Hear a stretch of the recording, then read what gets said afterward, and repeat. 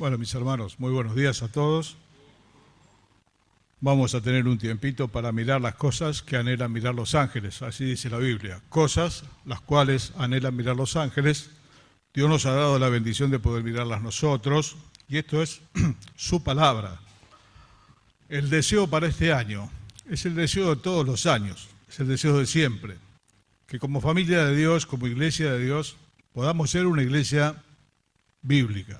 Una iglesia bíblica. ¿Cómo es una iglesia bíblica? Bueno, lo que hoy por un momentito vamos a mirar en la Escritura. Todas las iglesias son distintas, todas son distintas, sus cultos, la forma de culto, tantas cosas más. Ni bien ni mal, son distintas. Algunas sí, tal vez pueda estar mal. Pero hay algunos principios que Dios da en la Biblia para tener una iglesia bíblica. Una iglesia bíblica es una iglesia que Dios bendice, porque es la iglesia que está en su voluntad, lo más cercano dentro de nuestra limitación. Nosotros quisiéramos, en la medida de lo que podemos, ¿no? Recordaba el encuentro que tuvo el Señor con Moisés, cuando le encargó hacer el tabernáculo, ese lugar de reunión que iban a tener el pueblo judío temporalmente. Le dijo: mirá y hacelo de acuerdo al modelo que te fue mostrado en el monte. Fíjate bien, hacelo de acuerdo al modelo que te fue mostrado en el monte. Y Moisés bajó y reprodujo en el tabernáculo ese modelo que Dios le había dado para que él lo reprodujese acá, y se hizo con pieles de tejones, como una carpa grande antes que estuviese el templo. Era el tabernáculo de Dios. ¿Qué miramos nosotros? El principio de la iglesia. Yo quería mirar con ustedes un pasaje que es muy conocido, que es el de capítulo 2 de Hechos, verso 41, son los principios de la iglesia del Señor. Muchas personas venían a Cristo. Acá se relata que fueron 3.000 las personas que en la prédica que tuviera el apóstol Pedro decidieron entregar su vida al Señor. Dejar una pasada manera de vivir que estaba muy lejos, tanto la cultura romana como la cultura griega. Era un modelo totalmente lejano al modelo de la vida de Dios. Y bueno, muchos hombres y muchas mujeres obedecían a la fe. Y fue así como 3.000 personas se añadieron en aquel día, cuenta el relato bíblico. Y leemos el verso 41, dice: así que los que recibieron su palabra fueron bautizados, y se añadieron aquel día como 3.000 personas. Y perseveraban en la doctrina de los apóstoles, en la comunión unos con otros, en el partimiento del pan y en las oraciones. Qué sencillez, ¿no? En un solo versículo tenemos nosotros el modelo para poder armar en el Señor la iglesia que a Él le agrada. Los que recibieron su palabra fueron bautizados. ¿Y qué hacían? Perseveraban en la doctrina de los apóstoles. No estaba la Biblia como la tenemos nosotros hoy. Lo que había era enseñanza oral de los apóstoles, las cosas que el Señor le había dicho a los apóstoles, les había revelado, les había enseñado. Él les dijo que les enseñasen todas las cosas como le fueron enseñadas a ellos. Y lo que ellos estaban haciendo. En ese tiempo vivían los apóstoles.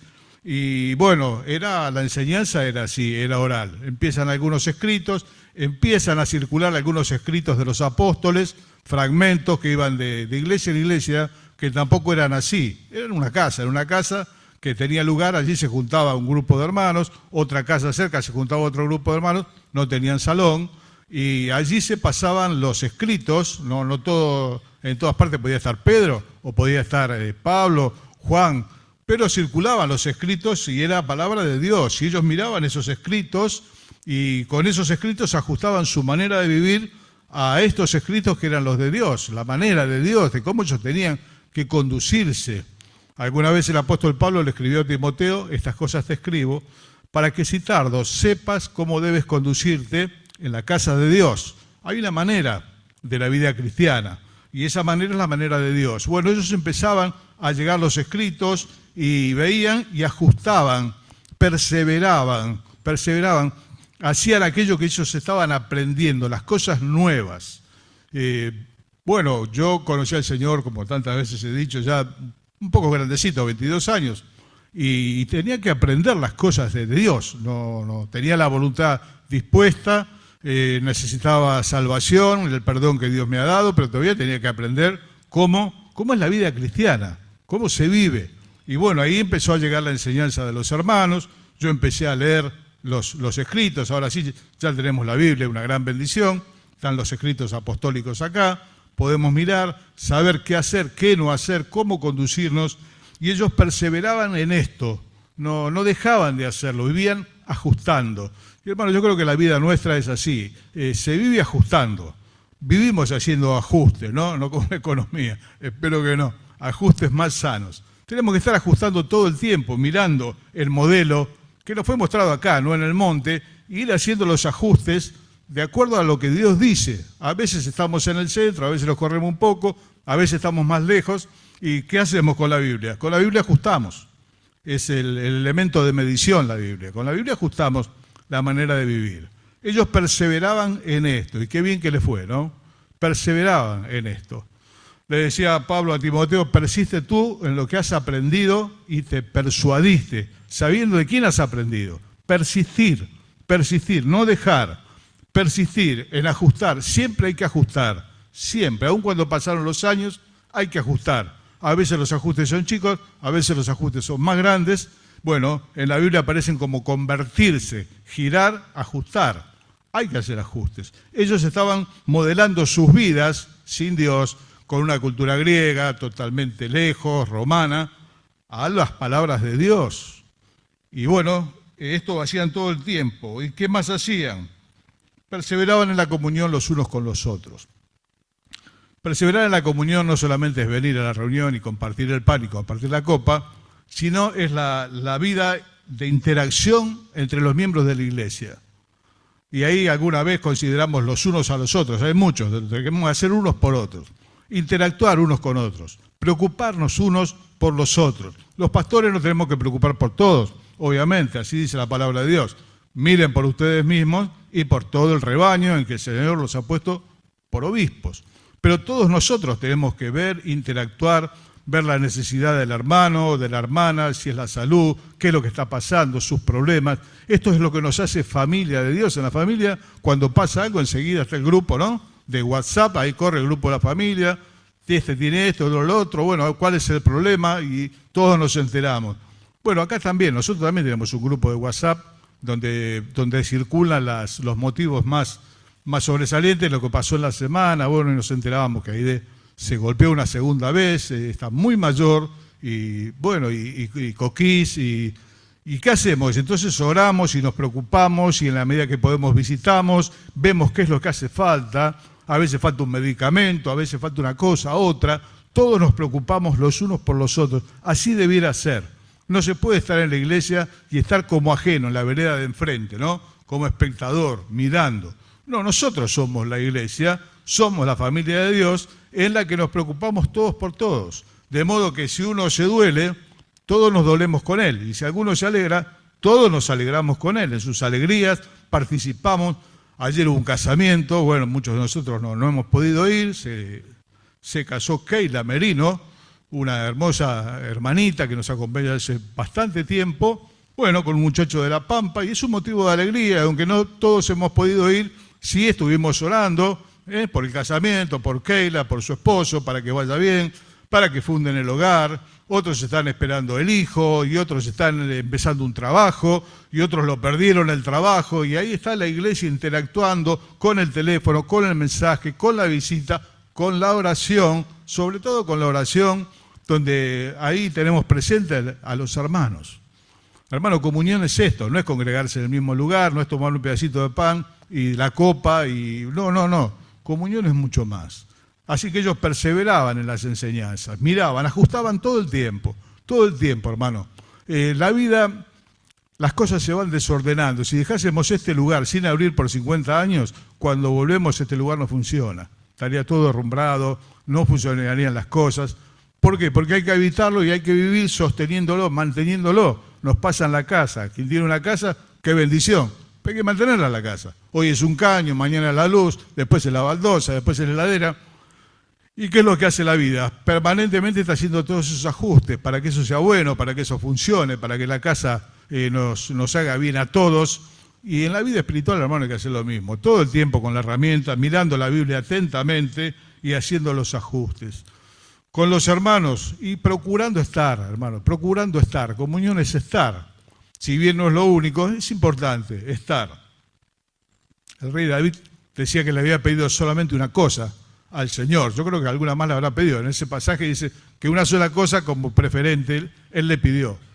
Que yo esté todos los días en la casa de Dios, en la medida de mi posibilidad. A veces el trabajo, el estudio, nuestros hijos alguna vez han cursado los estudios y no podían estar en semana, se entiende, otro cuida un familiar, otro no puede por trabajo, pero en la medida de los que sí podemos estar, porque la comunión es presencial, la comunión es vernos, la comunión es abrazarnos, es saludarnos, nos hace bien vernos los unos a los otros, nos animamos y bueno, esto es la comunión y un llamadito, vuelvo a decir, y a lo mejor una medicación y un dinero, lo que haga falta, estar todos nosotros compenetrados en esto. Vuelvo a repetir, los pastores a la cabeza, pero todos nos tenemos que preocupar por el que está al lado, que es el próximo, ¿no? El prójimo.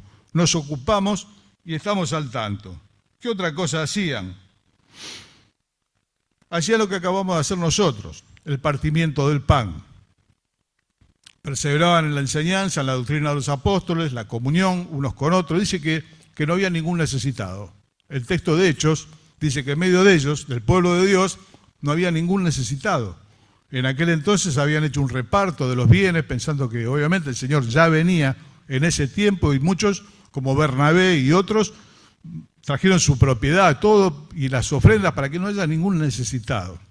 Bueno, hermano, el deseo sigue siendo el mismo, ¿no? Siempre decimos que si alguno sabe que algún hermano está pasando un momento de necesidad, que no deje de decirlo a los pastores, porque uno de los destinos de la ofrenda son las necesidades de los santos. Y no quisiéramos que en medio nuestro nadie pase una necesidad. A veces hay una estrechez, bueno, a todos nos pasa, ¿no? Tenemos que ajustar un poco la economía, pero no estar atravesando una necesidad, un momento serio en la vida, y la iglesia está ajena, ¿no? La iglesia, a veces no lo sabemos, pero en la medida que lo sabemos, hermano, comuníquenos. No lo resuelva usted, díganos y nosotros lo vamos a resolver desde la casa de Dios, como corresponde. Igualmente, si el Señor le guía a acompañar, hágalo. Hay una bendición para aquellas cosas que se hacen en secreto. Y la cena del Señor, el partimiento del pan. Ellos partían el pan, dice que lo partían cada día, con alegría, con sencillez de corazón. Nosotros, conforme a otras enseñanzas, también el primer día de la semana, el domingo, el primer día, nos juntamos, reunidos los hermanos a partir el pan, y este es un encuentro que el de la cena, ahora estamos mirando la Biblia, pero el de la cena es un encuentro que lo hacemos entre todos. Yo me alegro mucho cuando hay distintas participaciones y cuando parece que se empuja uno con otro con las participaciones. Es muy bueno. Yo normalmente procuro no participar porque siempre de alguna manera después por el paso por este lado. Tengo un lugar para hacerlo y quiero que los hermanos lo hagan con la canción, con la oración, con una reflexión que a veces nos hace tanto bien, que es de Dios, que fue el momento, y todo girando en torno a la persona del Señor. Qué bueno sería, ¿no? Porque Él dijo que esto lo hagamos en memoria de Él. Esta es una reunión que hacemos, bueno, todo lo que hacemos lo hacemos para el Señor. Pero esta especialmente es para recordar al Señor su padecimiento, su resurrección, recordar su persona. Y todos nos juntamos y hacemos bien en venir, hermano, y traer nuestro paquetito. La cena del Señor es una fiesta en la que hay que venir con el paquetito.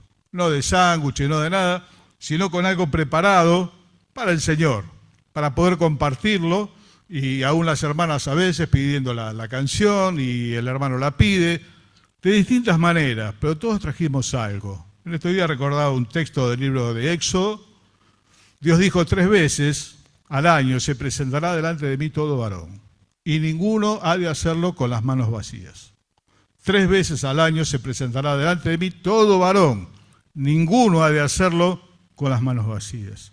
Muchas veces en algunas iglesias, gracias a Dios, no nos pasa acá. Se hacen silencios entre una participación y otra, silencios grandes. Parece que no hay nada que decir o no hay ánimo para decir. Bueno, por eso te repito que bueno es cuando todos tenemos algo que decir acerca del Señor y que el Señor sea el centro. Estábamos hablando antes con un hermano cómo en general la obra, que debe ser cristocéntrica, estar mirando al Señor todo el tiempo, se ha centrado un poquito en el hombre. Nuestras canciones, a veces, los temas de la predicación, casi todo tiene que ver con nosotros. Y en realidad todo tiene que ver con Él. La primera figura es el Señor. Y nosotros somos la familia. Y hacemos bien en compartir cosas nuestras, claro que sí. Pero muchas canciones, cuando uno mira, hay una gran participación del que escribió la canción. Yo voy a hacer esto, yo voy a hacer el otro, y te voy a seguir. Y a mí me da no sé qué, algunas porque son complicadas, tienen grandes compromisos, pero qué bueno que es, más allá de todas estas cosas, no perder de vista al Señor, que no está aquí, como dijeran los ángeles, ¿no? No está aquí. ¿Qué son estos? Son símbolos que representan, que tienen un significado, son el significante, tienen un significado. El cuerpo del Señor, la sangre del Señor. ¿Cómo se tiene que hacer? Y hubo grandes discusiones a lo largo de los 2 milenios de cómo es la cena del Señor. No está establecido que es una canción, una oración, un himno. Se hace de distintas maneras. De hecho, en el primer tiempo se juntaban a comer los hermanos. Y después de comer se traían los símbolos. Se daba gracias por el pan, se daba gracias por la copa, se recogían las ofrendas, pero después de comer lo hacían. Y todos participaban de ese ágape, se llamaba. Los que más tenían y los que menos tenían, porque a la comunión venía gente que venía de la esclavitud inclusive, y no podía traer nada. Bueno, se había organizado así, de manera que todos participasen de esa fiesta que se hacía con comida, y después se traía el pan y la copa del símbolo, y se partía y se recordaba al Señor.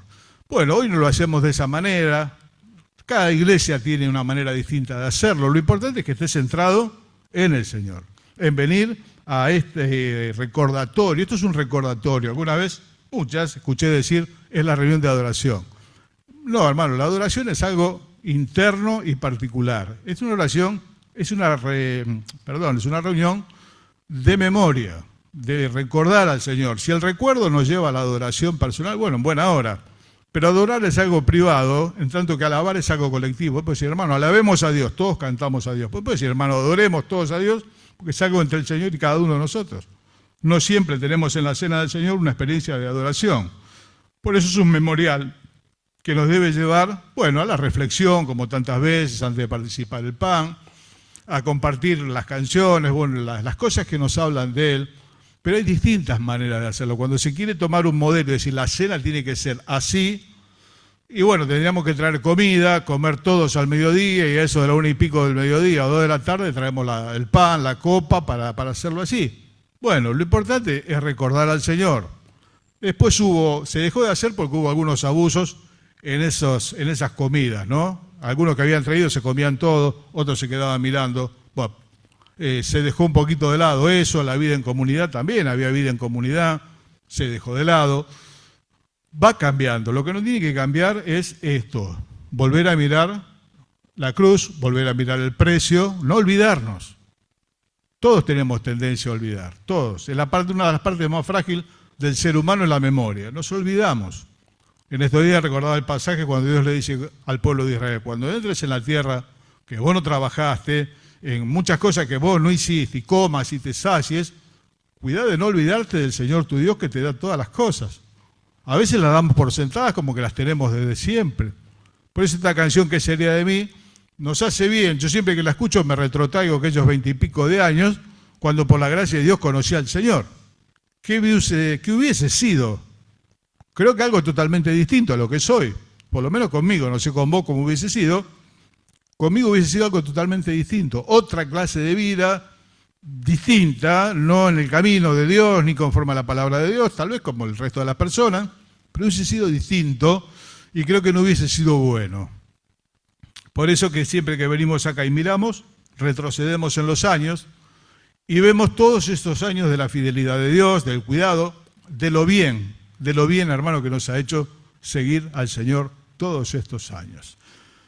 El Señor vino para que seamos salvos sobre todas las cosas, de la perdición, del infierno, muriendo en nuestro lugar.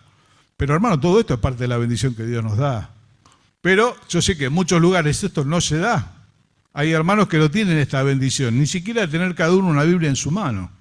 En China, en la parte comunista de China, que está muy cerrada a todo lo que es el Evangelio, hay hermanos que tienen fragmentos de la Biblia, pues no todos tienen una Biblia. Entonces algunos tienen una parte, otro tiene otra, se reúnen en secreto, oran bajito para que no se los escuche, y no les va bien entre comillas. ¿Qué quiero decir que no les va bien entre comillas? Son perseguidos, son encarcelados en Irán, en tantos lugares más. No siempre es así. Nosotros ahora vamos a terminar, si Dios lo permite, vamos a desayunar, como todos los domingos, después vamos a comer en casa y nos iremos bien. Bueno, hermanos, supongo que en esta misma hora hay hermanos que están dando un culto al Señor en una situación muy complicada, como aquel que le daba a Pablo y Silas, ¿se acuerdan? En la cárcel allá con los pies puestos en el cepo, ¿no? ¿Qué culto se puede dar en la cárcel allá de más adentro con los pies en el cepo? Pero dice que ellos oraban y cantaban himnos al Señor, tuvieron su culto. No siempre es así el culto como acá, a veces en situaciones complicadas, y es un culto de adoración también. Siempre que podamos, hermanos, no perdamos de venir con nuestro paquetito. A lo mejor no lo podamos compartir, pero traigámoslo en el corazón. Siempre recuerdo una canción muy vieja que dice: este canto mío es para el Señor. Es una alabanza, es una oración. Ven conmigo, amigo, cantemos los dos la dicha infinita de nuestro perdón. Y así continúa, se van sumando otros cantando. Este canto mío es para el Señor. Esta reflexión, este pensamiento en esta mañana, lo traje a la reunión y orando lo di al Señor. Y bueno, después obviamente también compartimos algún dinero para el Señor, pero qué bueno es que traer algo, traer esa porción de gratitud. Partimiento del pan y en las oraciones. Gracias a Dios, hermanos, por las oraciones del pueblo de Dios. Cuánta bendición para nuestras vidas es la oración de los hermanos que interceden por nosotros, que oran y que nosotros oramos por otros, orando unos por otros. Hoy estamos orando por hermanos que están pasando la enfermedad y mucho tiempo estuvimos orando intensamente por Eduardo y por Carlos, que están juntitos acá. Pasaron momentos muy difíciles de su salud, lo siguen atravesando, la iglesia orando y orando por Aide y orando por don Santiago Aguirre, un gran siervo de Dios que con sus años que nos dijeron está preocupado por la obra todavía. Y bueno, las oraciones de los santos, así le dice la Biblia, las oraciones de los santos. Yo sé que en semana es difícil venir, pero gracias a Dios tenemos hermosos cultos, son asistidos. Gracias a Dios que muchas de estas cosas de las que estamos hablando están. Tenemos que abundar más, esa es la invitación, abundar más, en ajustarnos más a la palabra de Dios, ser más bíblicos, no en el sentido de conocer más cosas por conocer, sino de ajustar la vida cada vez más al original, al libro. Y la comunión unos con otros, interesémonos, hermano. Si no te importa la iglesia, es un problema, algo pasa, estás desvinculado. Partimiento del pan y las oraciones. Las oraciones. Alguien dijo que la reunión de oraciones es el termómetro de la iglesia. Bueno, termómetro espiritual. De alguna manera sí. Que nos falten nuestras oraciones, porque tal vez no podamos, pero podemos orar desde casa. Hoy hay hermanos mayores que ya no pueden asistir y ellos tienen como Ana, ¿se acuerdan de aquella mujer que recibió al Señor con tantos años, ¿no? Estaba junto con Simeón y dice que servía a Dios con sus oraciones en el templo. Muchos hermanos sirven al Señor con sus oraciones. Le pidieron al profeta Samuel, el pueblo de Israel, no dejes de orar por nosotros. Qué importante que era la oración de Samuel para el pueblo de Dios. No dejes de orar por nosotros. Y él dijo, en ninguna manera peque yo contra Jehová, dejando de orar por vosotros. Escuchábamos el viernes de qué manera hago memoria siempre de ti en mis oraciones, decía Pablo. Qué importante para Timoteo, qué importante para el pueblo de Dios. Cuántas gracias a aquellos que dicen, mira, estamos orando por vos. No sabés lo que te agradezco, muchísimo. A veces orando digo, Señor, por tu gracia y por las oraciones de mis hermanos. Te lo pido por tu gracia, por las oraciones de mis hermanos, porque las mías son imperfectas, pueden estar viciadas, pero por tu gracia y por las oraciones de mis hermanos, por favor, Señor, si está en tu voluntad, tráelo. Así que, hermanos, oramos unos por otros. Oramos juntos como congregación, motivos congregacionales. Oramos los unos por los otros, tenemos motivos. Yo en aquella época de la juventud tenía una agenda de resorte, qué cosa vieja, ¿no? Pero no existía el teléfono ni nada. Tenía la libretita y ahí íbamos anotando. Y después íbamos marcando, lo cual es bueno porque a uno le queda la memoria. Muchas cosas nos hemos olvidado. ¿Te acordás que hablábamos por esto? Sí. Y la mayoría de las cosas había sido que sí. Eran muy pocas las que fueron que no. La mayoría eran que sí. Y no es que lo tachaba, le hacía una marca al lado como que sí, que oramos y que Dios nos dio lo que le pedimos para que nuestro gozo sea cumplido. Siempre digo que acá falta una reunión. Tenemos la reunión de enseñanza, perseveraron en la doctrina, la comunión, la vida de iglesia, la cena del Señor, la reunión de oración. ¿Y qué reunión falta? Falta la de evangelización. Pero cuando uno dobla la hojita de la Biblia, 2 hojas, por lo menos en la mía, en el capítulo 5 y en el 42, nos dice cómo este pueblo, esta iglesia lo vivía. Y el 5:42 dice que todos los días, en el templo y por las casas, no cesaban de enseñar y predicar a Jesucristo. Todos los días, tenían la posibilidad, ¿no? Todos los días. En el templo, que todavía estaba en pie, el templo judío, allí se juntaba mucha gente, ellos iban ahí, y ahí enseñaban y predicaban a Jesucristo. ¿Y dónde más? Por las casas. Hay un anhelo viejo que confío que el Señor nos dé la posibilidad tal vez este año. Es abrir algunas casas. Abrir algunas casas para enseñar y predicar a Jesucristo. Aquellos que tienen la posibilidad de decir, mira, quiero abrir mi casa, tal día hacemos una reunión, se van a invitar los vecinos, los familiares. Hermano, así han crecido miles de iglesias, nacieron en una casa, en un comedorcito donde se hacía la reunión. A lo mejor no se hará siempre, será alguna vez, pero bueno, algunos empezaron así. En ese comedorcito, después, bueno, se le añadió el dormitorio, ya, después creció. Hay iglesias que son enormes, nacieron del comedorcito o del garage. Yo una vez prediqué en un garage, en Quilmes. Me llevaron desde acá, me dice, bueno, ya llegamos. ¿Dónde está la iglesia? No, es acá. Era un garage. Entramos y en una situación en el 2001 bastante dura, ¿no?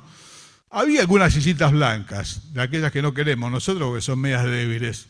Y había unos cajones de soda con tablón para sentarse también. Y la pared la decoraban con el almanaque que tiene el paisaje y el texto, lo habían pegado en las paredes. Tiene un garaje medio largo. Y se llenó. Estábamos como caramelo en frasco. Y estaba calentita la reunión, en las participaciones, en el fervor. Porque la iglesia son las personas, la iglesia no es el edificio. Así que en el garaje, ahí empezaron. Y bueno, siguió, y Dios después proveyó una casa justo enfrente. Un hermano tuvo en su corazón, como otros tantos han hecho, entregar esa propiedad para que ahí se haga la casa para el Señor. Así fue con Argerich, fue la donación de una hermana, María, familiar de Contino, que tuvo en su corazón poner la propiedad para que se edifique la iglesia de Argerich en 1963 inauguró. Así que este año oremos, hermanos, que Dios nos dé la posibilidad. Mire, es el método, uno de los métodos más eficaces de la evangelización y es uno de los que más combate el diablo. Que lo podamos llegar a hacer. Hemos tenido reuniones en las casas, con Guillermo muchos años estuvimos en las Torres de Alvarellos, bueno, en la casa de Mari también había otro curso, de Mari de Gant, de Fernando, y todos dieron fruto, y un fruto que permaneció en el tiempo, de hermanos que quedaron desde aquel entonces. Así que la evangelización también la hacemos desde acá, pero qué lindo sería tener, no sé si 3 o 4 casas abiertas. A lo mejor tengamos que levantar algún día reunión, no sabemos, tenemos que orar y ajustarlo, pero lo cierto es que el evangelio tiene que estar de la puerta para afuera, en la casa de uno que va a invitar a la familia, va a invitar a los amigos, y vamos a orar y Dios va a hacer la obra. ¿Por qué? Porque es la forma bíblica de la iglesia bíblica. Repasamos la iglesia bíblica. Persiste en la palabra de Dios. Vive ajustando. Un hombre espiritual, una mujer espiritual es un hombre o una mujer bíblico. Es bíblico, no que tiene la cabeza llena de... No, está ajustado a la Biblia. Es conforme a las Escrituras.